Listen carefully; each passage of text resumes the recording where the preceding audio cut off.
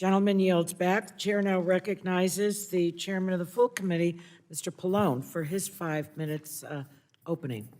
Thank you, Chairwoman Esho, and let me thank our former colleague and secretary for being here today for this important hearing. I'm pleased to have you here to talk about the budget because the budget is really an expression of our values, and the annual budget process provides us with an opportunity to review and consider the priorities of the administration. That's why I'm pleased this budget proposal puts resources towards the programs and agencies that help improve lives, prepare us for the future, and protect the health and well-being of all Americans.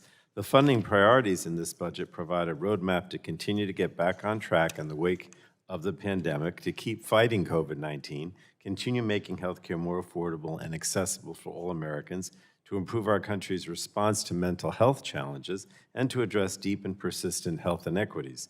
The impact and ongoing response to COVID-19 has helped to crystallize the importance of adequately funding public health, and I'm pleased the budget makes critical investments in our public health infrastructure to ensure the federal government has the resources it needs, and the budget increases funding for each of the agencies within HHS that are involved in pandemic response.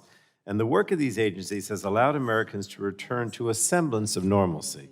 I'm immensely proud of the Biden administration's work to undertake the largest free vaccine program in our country's history, and as a result of their efforts, 3 out of 4 Americans have received at least 1 dose of the vaccine, and this has reduced hospitalizations and healthcare spending, and most importantly, saved millions of lives. We're also in the midst of a mental health and substance use disorder crisis, and our country continues to be devastated by overdoses driven by the widespread availability of opioids and stimulants in the drug supply, such as fentanyl and methamphetamines. And I'm glad to see that the budget prioritizes funding for programs and services to address this and acknowledges a connection between mental health and substance use. The budget increases access to prevention, harm reduction, treatment, and recovery services. Each of these are critical components to effectively address substance use. Now, without question, the Biden administration's actions have dramatically improved access to health insurance coverage.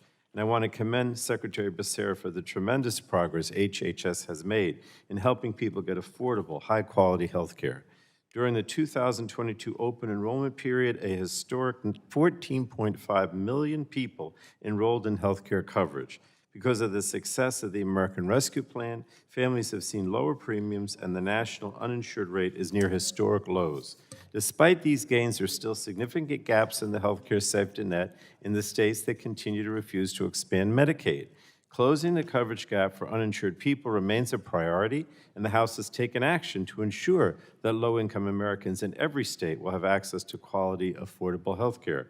I'm also pleased the budget prioritizes investments in health equity across HHS, including funding for a number of critical maternal health programs that will reduce inequities that have long persisted in maternal health occurrences.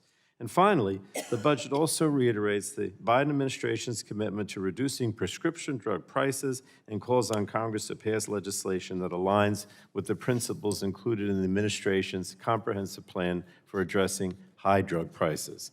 Americans pay, on average, 3 to 4 times more for the same drug as those in other countries, and we continue to watch drug prices increase year after year as our constituents struggle to afford the medications they need to stay healthy. This House has taken action to give the Secretary of HHS the ability to negotiate for lower drug prices, cap out-of-pocket costs in Medicare Part D, and stop drug price increases at the rate of inflation. So it's imperative that these policies become law as soon as possible. And I'm pleased that President Biden shares our commitment to reducing drug costs and saving American consumers money. So let me thank you, Javier, for being here today.